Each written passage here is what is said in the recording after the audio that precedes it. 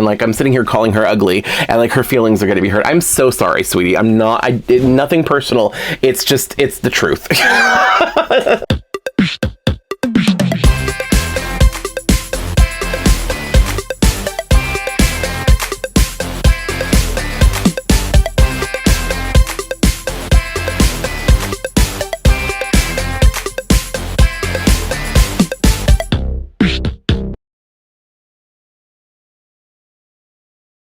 What's up, Seahorse Army? Welcome back. So, I recently went to see Disney on Ice, and I had a lot of fun, but while I was there, I knew that Disney on Ice was notorious for selling some controversial, or not controversial, just some ugly Disney dolls. So, like, not the prettiest. So, knowing that I was going, I had a goal. I knew I wanted to get one of these dolls. I didn't know what characters they were going to have, but I was planning on getting one regardless. I knew they were going to sell them, so I had to get them. Also, Beauty Inside a Box is another YouTube channel here that I watch, and he has a lot of these dolls. He's done several videos of ugly Disney dolls, and not all of them are from Disney on Ice, but a lot of them are. But they have been, they're kind of infamous for knowing that they don't look super movie accurate, or they just look a little off. I don't know, but I had to get one, and I got Ariel, so I was able to get the Little Mermaid. They only had 3 dolls. They had Elsa, Anna, and Ariel, and out of the 3, I was going to get my favorite, so I definitely went with Ariel. Yeah, we're going to take a look at this Ariel doll today. Now, I did get one other souvenir while I was there. I got one of these cups that you have like the snow cones in and everything, and it came with this straw that has a spoon on it, and it is a straw. And of course, obviously, it is Olaf. So this is what it looks like. And then on the straw, there is a little Olaf hanging out right there as well. And there's like a little part right here where you can kind of lift this up, but it's got the space where you can put a drink or the snow cone and everything. This was more of a tradition because I've gone to Disney on Ice several times, a couple times as an adult, but several times as a kid, and I always love it. And every time we go, this is like the one thing that we would always get is a snow cone with a commemorative cup of some kind. And in fact, recently I found a new vintage store, the Stardust Vintage Emporium, I believe is what it was called. And there is a video for that, which it'll probably show up at the end of this video on the suggested videos if you want to check that out. But anyway, I found a couple of them, like the ones that I had when I was a kid, and it kind of brought a bunch of nostalgia back. And then we ended up going to the show, so it's like I had to get a snow cone cup, so I got Olaf. But yeah, so that was the other souvenir that I got on this particular trip. But anyway, so today we're going to be taking a look at this ugly Ariel doll. I shouldn't be calling her ugly. Like, I mean, it's not like she's, oh God, I hope this isn't like Toy Story. All my toys are sentient, and like, I'm sitting here calling her ugly, and like, her feelings are going to be hurt. I'm so sorry, sweetie. I'm not, nothing personal. It's just, it's the truth. But anyway, so I did record a whole other video, like a weekend vlog of me going to Disney on Ice and also doing the Light the Night celebration, or Light the Night event, the fundraiser event for Leukemia and Lymphoma Society. So if you want to see that video, that should be going up either the same day as this video that you're watching right now, or it'll be going up that should already be up. That video will be up, and then this video will be either going up the same day or the day after. But I will link it to that also at the end of this video. So if you want to see the full video of like Disney on Ice and everything where I got this doll, then you can go check that out later. But watch this video first and then go watch that after. Anyway, that's a lot of talking. Let's go ahead and talk about the doll, and I can start showing her to you. Now, what's interesting about these dolls is they're actually relatively simple. So these boxes, honestly, I actually kind of like these boxes. So here's the thing. This was $38, and in my opinion, completely overpriced, but you're paying for the convenience. So 2 things. 1, this is a, like, keepsake, I get, well, not really a keepsake, it's exclusive merchandise for Disney on Ice. So, I mean, yeah, you can always get them from resellers on eBay or something like that, but if you're not counting resale, you can't get these retail anywhere that I'm aware of. You can only get them if you go see Disney on Ice. So there is that. It is actually a souvenir for Disney on Ice exclusively. Like on the box, it specifically even says Disney on Ice. So that is one factor that made me want to get this doll. But then also what's really cool about, like, if you look at this doll, this looks like a Little Mermaid doll from the 90s. I think because they haven't updated the style since then. I think they've been just reproducing more and more of the exact same doll since the 90s. I don't know. They might have updated them. I don't know. But you'll see a little better once I get her out of the box. She just looks very off, and like, if you told me that this is the exact same doll that they've been producing for the past 3 decades, I would believe you. But the sad thing about it is, like, I do plan to unbox this, obviously, in this video, but this doll, like the box, the way it's done, is very nostalgic to me at this point because it looks like a doll from the 90s. So I almost don't want to unbox her because I just want to have this doll like this. I am going to unbox it for you though because I want to fully like experience this and I want to review it for you. Maybe I will try and put her, it looks like she's got twist ties maybe. Oh no, that is a plastic tie. I'll have to debox her, but I think after I'm done with this review, I might try and put her back in the box just to display her like this, because like I said, this is very 90s and this looks really cool and really nostalgic to me. So I think I'm going to try and do that. That being said, let me just show you the rest of the box. Here's the back. It does say Disney Princess and it has a few of the other princesses listed. You got Snow White, Cinderella, Belle, Rapunzel, Tiana, and Ariel. I was really sad that they didn't have any of these other princesses in doll form, unfortunately. I mean, I'm okay having Ariel, but like it would have been nice to have like Rapunzel or Belle or something like that as well, just as options. But it says some princesses explore castles tall, some princesses dance at the ball, some love to sing and dance with friends, some love to fly in the world's furthest ends. Okay, it's gonna rhyme. I don't want to read all this if it's gonna rhyme, but I will put it up on the screen. So if you want to read it yourself, here is the back of the box. So please feel free to pause the video if you want to read through the little poem or whatever this is on the back of the box. It just got real old real fast because it was rhyming. Now, before I open this up, I was trying to find out who made this doll. Like, sometimes, like, the Disney license goes out to other companies other than Mattel or just the regular Disney store. Like, Simba Toys has made some of the Disney Princess dolls and stuff like that. But I'm not seeing anything on here. The only information, it says Disney on Ice as a brand.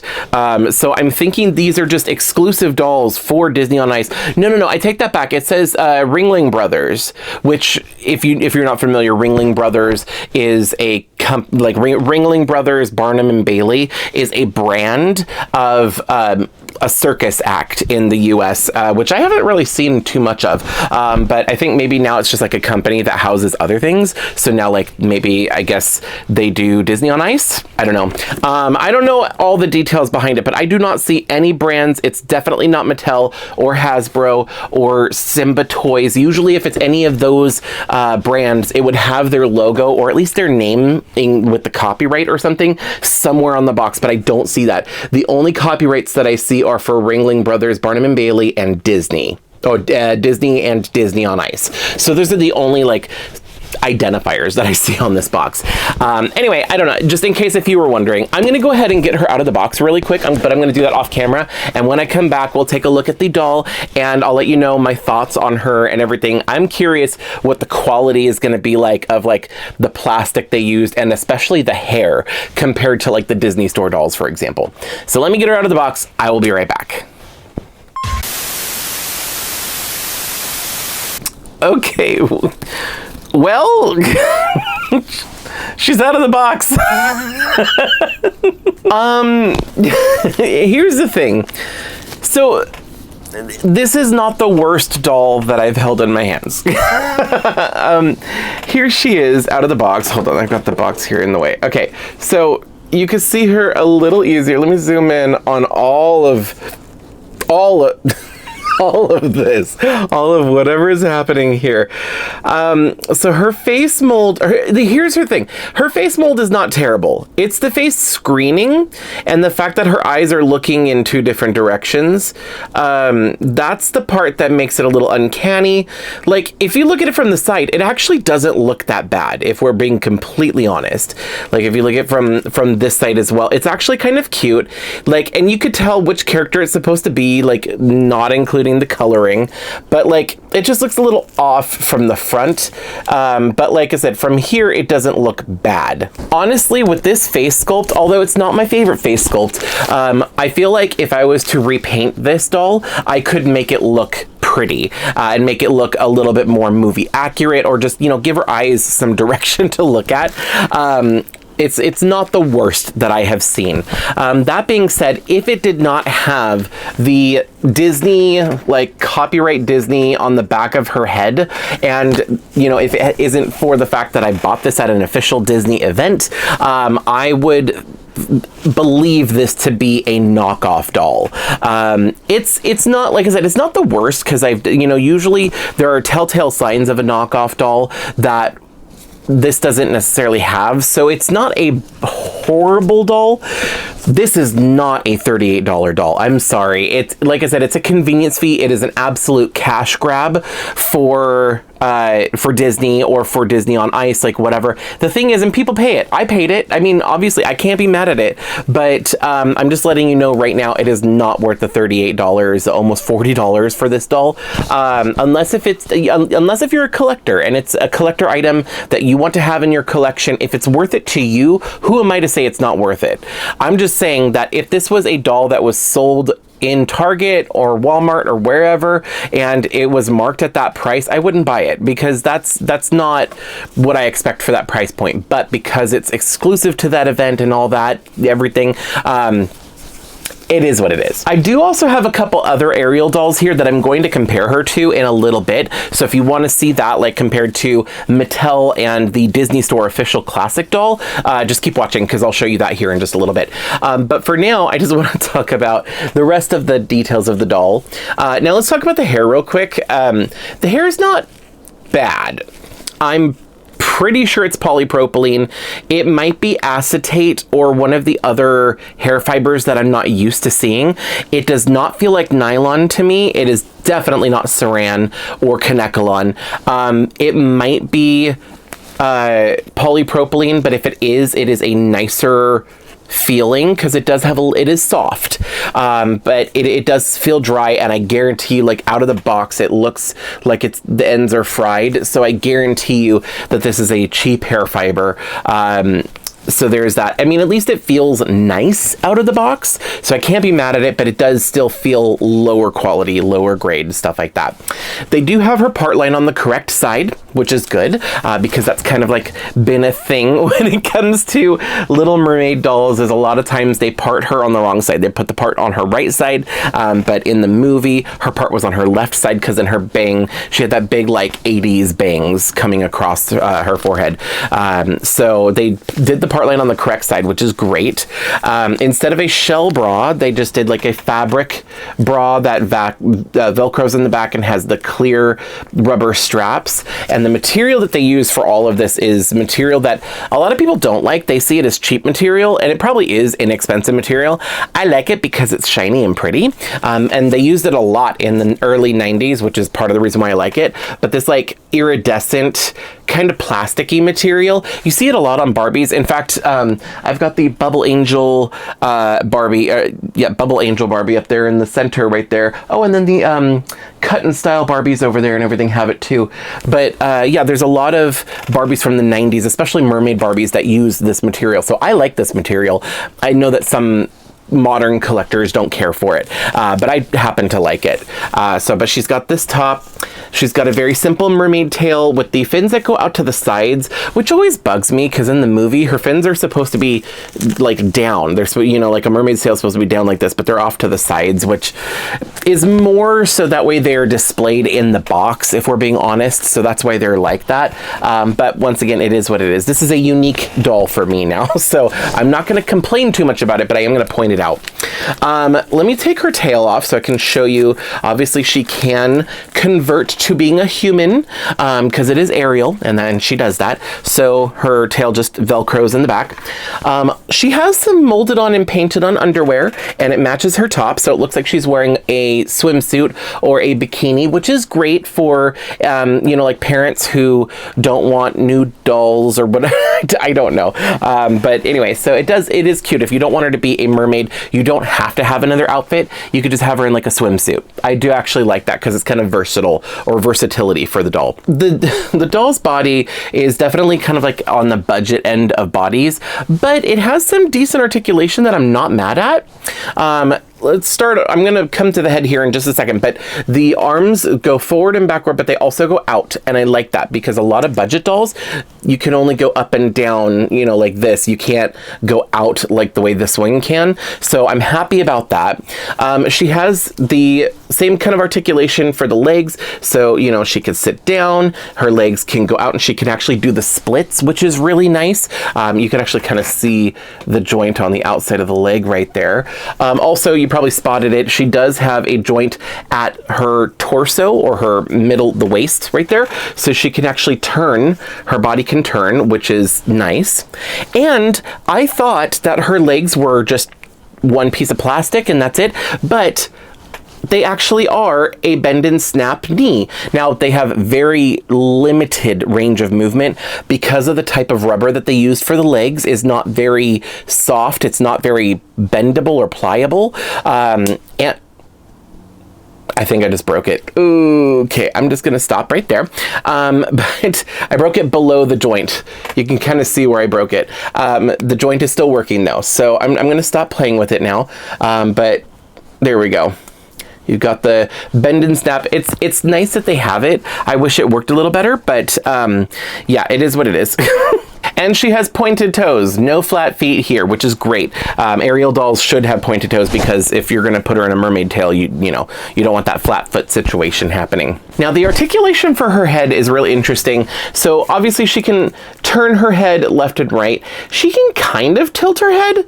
Look up, look down. It's not very, like, there's not a lot of range for her neck. I was doing this though, and her head just popped off. Oh, I should have probably put like a trigger warning, sorry. But anyway, so she's just got one of these kind of articulation where it's just like a peg, like whatever. So it's, if the head pops up, it's really easy to put it right back on, and it did not break, which is great. Although because of this, she doesn't have as much range of movement for her head, but it's fine. In the box, there was like the little plastic things through her tail. So there are little holes here, which I'm not super excited about, but I mean, it is what it is. Oh, also, I forgot to talk about this. So I was talking about the hair. The hair rooting, like it, aside from it being, you know, parted on the correct side, the hair rooting is not great. This is definitely budget doll, or once again, it's kind of giving knockoff doll vibes, because if you look in the back here, she's essentially bald. Like, the rooting is really bad. It's got, the hairline is really good, and then there's another row of plugs behind the hairline, just like most dolls, and it's a decent row. It's just spaced a little further back, but then the row after that, it just has like a couple lines across the back of the scalp, so it's just like very open and rooted sparsely. It's not bald. Like a lot of knockoff dolls will just have like the hairline rooted and maybe the part line, but the rest of the entire scalp is bald. She does not have that. It is rooted all over. It's just the amount of rooting, the amount of hair, and the spacing between the plugs is pretty far apart, so it feels a lot more sparse, but I mean, it's enough to at least look decent. As she's moving around, you're not seeing a lot of bald spots, unless if you're specifically looking for it. Now, I'm curious. I want to brush her hair a little. I don't know if I should, but I kind of want to brush some of this out just to see what happens. Oh, I'm already seeing some of this, some of the shedding, where the hair is not secured very easily, and I'm not even brushing that aggressively. I'm just kind of gently pulling the hairbrush through. I just want to see if I can make the hair look nice or if it's going to instantly get frizzy, because that is another telltale sign of if they use cheap hair. As if I don't know if it's cheap hair or not. It's cheap hair. I could tell you immediately once I opened the box that it was cheap hair, and I could even tell you beforehand that I assumed that it was going to be cheap hair. But I just wanted to brush through it real quick and see what it looks like. Okay, so I mean, it looks fluffy. It's going to, because it's, you know, the first time being brushed out of the box and stuff like that. But I feel like if I was to wash the hair and do like a hot water rinse with maybe a conditioning treatment, this hair will look nice. Also, this was the only bit of hair that I lost. It was the one plug that came out. After that first initial one, I started really brushing it, and I did not lose any more hair off of this doll. So that's good. All right, so I wanted to compare this doll to a couple other Ariel dolls that I have, because Ariel is one of my favorite characters, let alone favorite princesses, to collect dolls for. Oh, hello, mosquito. That was annoying. Anyway, what was I saying? Oh yeah, so I just really like Ariel. She, the movie came out when I was a kid. I really enjoyed the movie. It's always been one of my favorite movies ever since I was a kid. And I just think Ariel is so beautiful. I mean, she's a mermaid after all, so, and who doesn't love a good mermaid? But anyway, so this is the Disney Store classic doll that I wanted to compare her to, because of price point and everything. This one is a Mattel Disney doll, Ariel doll. The only thing I'm going to compare with this one is the face, because this is like a mashup of 3 different dolls. Technically, you've got the head, which is the Mattel doll, the body, which is a made-to-move body, and then the outfit, the tail and the bra top, is from the Storybook series from the Disney Store. So I'm only going to show that one and compare the faces in a second here. For right now, I want to focus on this one versus this one. So as a reminder, this doll, being the Disney on Ice doll, is $38, so almost $40 to get it at the Disney on Ice venue or event. This doll is a Disney Store classic doll. It is still available on shopdisney.com as well as Amazon, which, by the way, if you want to get this doll for yourself, I will leave a link down in the description below. It is an affiliate link, so if you use that, I do get a little bit of commission. Just wanted to throw that out there.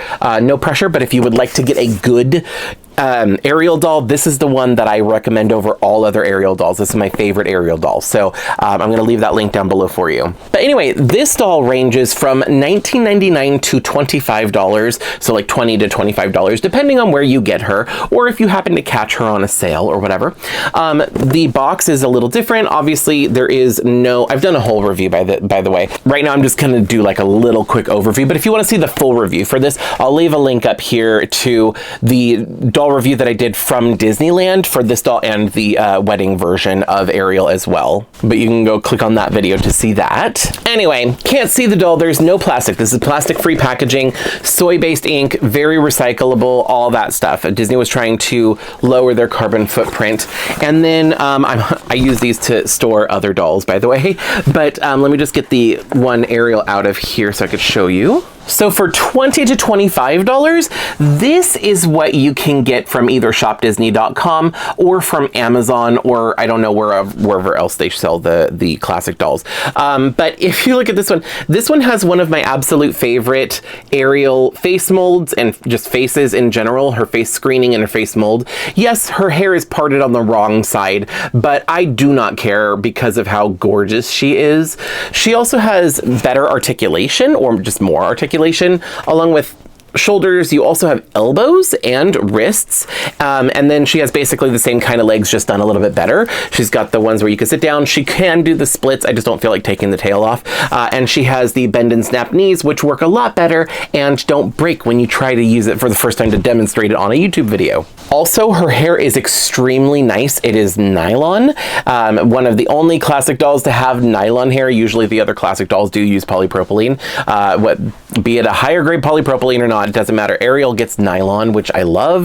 The modern ones anyway. I know some of the older Disney Store dolls might have also used polypropylene, but this one is nylon, so super, super nice, super silky, super thick hair. So if we look at the rooting on this one, like, not even trying to be generous with this one. Let me part it in the same areas where I parted the other one. So like you can literally see the rows and the plugs are much closer together. So if I just randomly part it, you can kind of see where the plugs are. It's just a lot fuller. She does not have any bald spots compared to this doll. Overall, this is a really solid doll, really, really good quality and good price point.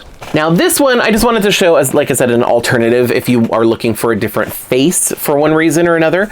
This is the one from Mattel. Like I said, ignore the fact that she's on a made-to-move body. I did the body swap. I customized this doll and redressed her in this different outfit. She did not come with this.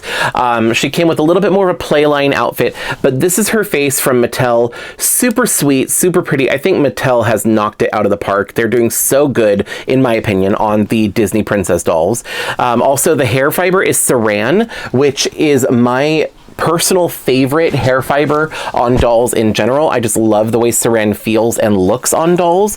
The nylon is in second place for me. Out of all the doll hair fibers, this is really, really nice doll hair, especially for a mermaid doll that could potentially be played with in the water, or for a doll for kids to play with, because nylon is really easy to fix if it gets frizzy or, you know, like gets tangled or whatever, whereas saran can, you know, take a little bit more work and effort, but I just happen to like saran better. But I just wanted to do a side-by-side comparison of the three dolls here so you can see different options you have for the face and why the Disney on Ice one is considered to be the ugly Disney princess dolls. So you've got Mattel, like the playline dolls that you can get at Target and Walmart and most retailers. She looks super pretty with the really pretty eyes and everything. You've got the Disney Store one, which looks gorgeous and to me probably the most movie accurate maybe, or movie accurate but along like also just looking really nice and well designed. And then you've got this one where the face mold might be movie accurate-ish, but the screening is just cheaply done, quickly done. It doesn't look great. But like I said, we've come to expect it for these dolls. So at the end of the day, I mean, obviously if you are a collector and the Disney on Ice series is something you are actively collecting or you want to have in your collection because of what it is and how iconic it is in its infamy for being ugly and like whatever, you know, definitely get it. Like I said, I got this and I'm happy with it. I like the fact that I did get it. I don't regret having it, even though I do think that it's overpriced. I'm happy to have her in my collection just because it's kind of a conversation piece at this point.